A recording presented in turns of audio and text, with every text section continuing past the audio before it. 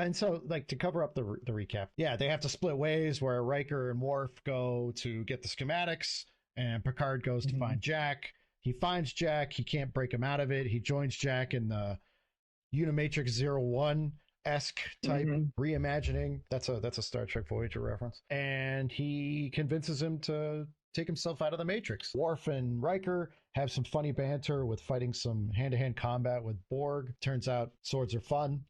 I had that line in my notes as well. Yeah, it turns out swords are fun. And Deanna uses her Betazoid abilities to find them, even though everything is... Oh, yeah, so, sorry. The Enterprise finds the central nexus. There's a great scene of Data, because they're always talking, like, go with your gut. And he's like, I don't know what that means. I don't have guts. Right, yeah. And now he's finally... literally had that note as well. Yeah. He pilots the ship through the convoluted maze. The Enterprise is firing. I mean, they don't really know where. I mean, maybe they do. I was like, in the moment, I was like, yo, they're just firing like in any direction, just torpedoes and phasers. Like, are they going to hit? That'd be funny. I mean, by the sheer odds, like the size of that ship, chances are they're not going to hit them. I mean, like you saw how big the Enterprise was compared to the cube. Just the part that we saw, like flying through it, you're not. But good on the cube for having Enterprise-sized corridors. I know, right? Isn't that so convenient? It's like fucking Bruce Willis climbing through Nakatomi Plaza. I was like, man, good thing this cube has vast caverns the size of a galaxy-class starship. Yeah, like, because if it was one thing that Borg cubes are not, is efficient. I mean, that's not what they wouldn't utilize every bit of space for, useful things on a cube. Right. That's not what the Borg are known for. That's what the whole thing was, right? You like completely utilitarian, everything. I mean, I think they even state that when they first encounter the Borg. Like, man, there's not yeah. Anyways, it's cinema. I can turn my brain off for that. It's movie magic type stuff. And the Enterprise D, which has always been like a lumbering capital ship flying in like the Millennium Falcon or the or an X-wing. That swooping shot, like when it gets over like where Picard was and that kind of shit, like and they're looking up at it. That was pretty cool. That was a pretty cool shot. Yeah. Like a drop ship.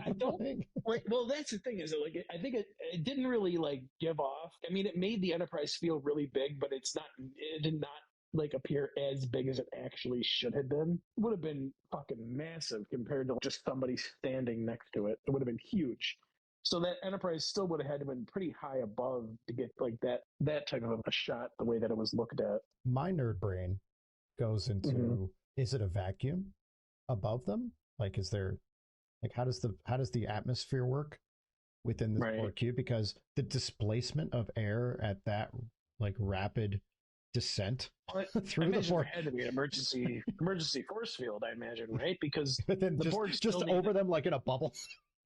Well, that's the thing is that like they try to say that like the Borgs like organic things like would try to need oxygen, but we've clearly seen drones in space, so they don't need oxygen around them. So why would there be oxygen in their corridors? Even back in Next Generation, like why would they have oxygen like a living thing inside of the cubes? They generally don't like care about people that go onto ships until they become a threat, which is pretty stupid in a lot of ways. Well, they do have a specific. No, I was just going to say that, like, because I always did imagine, like, why didn't you just beam in 50 photon torpedoes into the heart of a cube and then just detonate them? Because if they're not going to do anything to you at first, that would be a threat, and they wouldn't allow it, as opposed to a person who is not a threat. I guess. Now, if you could machine some sort of biological weapon that turns you into a bomb, like in Voyager. So many good points of Voyager. That was Enterprise. Thank you very good, sir. No, they did it on Voyager when the Kazon. They took a Kazon prisoner, and he injected himself with something, and that's how the Kazon took over Voyager. So it might have happened in Enterprise, but it happened first. They had the religious zealots that went on to the Enterprise, and they stabbed their pin into their wrist, and it made them explode. Yep. Yeah. That's a good way. I mean, So anyways, Picard talks Jack out of the Matrix. They jack out. Deanna finds them via their Umsati. I guess Riker finds his faith. There's that swooping shot of the Enterprise coming down. The atmosphere does not displace and crush everyone underneath them. And that's what I was going to say on that, is that there is an atmosphere that's optimal for Borg physiology. They do state it at some point somewhere around. And just being in a vacuum and having gases and liquids in you wouldn't be conducive to like Borg operation. And then they go back up. They beam them back up. They get out. There's a nice cinematic shot of the Enterprise D rocketing out of the exploding cube. Very movie magic 1 minute that they had to get out of there. Not assuming that all this stuff is like overlapping and we're just jumping between the same points in time. But then after that, there's like 3 different endings, right? I was going to say the Return of the King endings. Yeah. So we've got, what was the first ending? That was Jack getting stationed on the Titan, which has been rechristened to the Enterprise G in that whole scene. Which, by the way, is one of the things I did not love about that. I felt like the Enterprise was always the pinnacle of Starfleet, the most advanced ship in the fleet. Like, I mean, maybe not the Enterprise C. I'm not positive about the B, but like the A was. I mean, obviously the NX-01, obviously the original Enterprise, the Enterprise D, the Enterprise E, the Enterprise What was the biggest? Assumingly. It was the biggest, baddest ship class at the time. Just trying to seem like it's a refitted Constitution class. Yeah, Neo Constitution class. Right. It's nothing grandiose, which maybe is on purpose, but I don't know. I feel like the Enterprise should always have been the most advanced ship in the fleet and the flagship. I mean, like always, definitely on the front lines. Like nobody's gonna fucking put the Enterprise G on the front lines of anything. Get it out of here. I did not like, well, if we're getting it, so that's the recap, right? Is several different endings, and then there's a mid-credit scene, which I think all the fans are going to like, and everyone who's not a fan or has never even watched Star Trek before, which why are you even watching this crap? Right. Like, who the hell was that, and why do I care if he talks to Jack? Right. It was Q. Q shows back up. They retconned his death in season 2 because I think collectively we could all assume that was a dumb idea. Yeah. Right. And yeah, so why did he die again? He was sad. I can't remember. He died of a broken heart. I'm over me. You're breaking my heart, Picard. Jean-Luc. Not just men, but the women and the children too. Somehow, she's lost the will to live. I swear to God, next season we better have somehow Shaw has returned. If we don't have that as part of if I don't see legacy, I always assume in Star Trek, if I don't see someone getting shot out of a starship, they literally did that to Spock, and he still came back. Nick, yeah, you're right. Spoilers for Search for Spock. Well, what I was going to say is if I don't see him getting shot out of a starship without a torpedo casing. Without the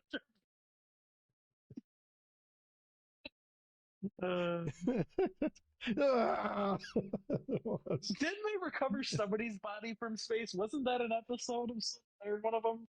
I can't remember now. No, that was from 2001. So what did you like? I mean, we've talked about some things, but what did you like? Well, I think starting off from the beginning to the end of the episode, I think the distress call in the beginning was a really good. Like it felt very much like the distress call from First Contact. It felt very foreboding. You really do feel like the threat of the Borg and the threat of the fleet destroying the ship. Like I felt that was really well done. Hearing like what's the Chekhov's actor's name? God, I can't even think of his name. In any case, because I'm pretty sure that actor is dead. I'm pretty sure anyway. The actor is not dead. He's not? Walter Koenig? Walter, yeah, that's it. Yeah. But I don't know if that was actually him, but it definitely sounded like him. It was him, and it was 2 things about that. It was him, and to bring back Chekhov, he would have been like 200-something years old, so obviously that wasn't going to work. So it was his. Well, he said he said in the voice clip, he said like something along the lines of "as my father would have said" or something along those lines. So even it wasn't even it couldn't have been Chekhov's son then, because maybe the original series happened about 100 years prior to this, so maybe if that was Chekhov's son when he could have been very old, but they must have been talking about. It must have been Chekhov's at least grandson, I would imagine, right? Maybe I like great to think it's grandson. his. I think he said if his dad was here, so it was his son. I mean, Chekhov could have had a son very late or something along those lines. Yeah, slinging it around at 90 years old. Yeah. But I don't know if you caught this, but the first name of the president was, what is his name? Anton? And the first name I caught it when I looked at it. I can't remember what it is now, but the first When name did they of mention his the son, president? it had he was the Federation president. That's who made the distress call. Oh, I didn't catch that. Yeah, it has it on the screen. But I think his it was first name president. was the same. His first name's the name of the actor who played Chekhov in the new movies, right? Yeah, the 2009. Yeah, I caught that. Yeah, because he is no longer with us either. car crash or something along those lines, right? He was. It was. I think it was a faulty something with the park or the parking brake with like a Jeep. I'd have to look back in that. Right. I think it had something to do with like a class action lawsuit against. Yeah, I know it was some kind of a car crash. Yeah, too bad. But that was a nice little tribute to it. I guess somebody said that there was someone in the lineage that had the same name that it could have been a reference to, but they're saying most likely it was probably a reference to the actor. Yeah. Which is a nice little send off. Yeah.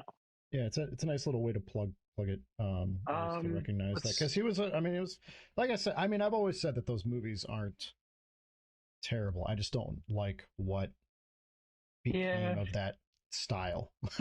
we all know that J.J. Abrams is definitely your favorite director of all time. My favorite. I mean, you literally say that every time I talk to you. Like you somehow find a way to bring it into conversation. Every single conversation. Every single. And I just wanted to. Did you guys check out this guy, J.J. Abrams?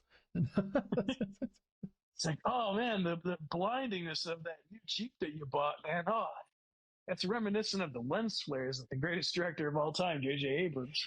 For the record, I hate J.J. Abrams and all the movies that he makes.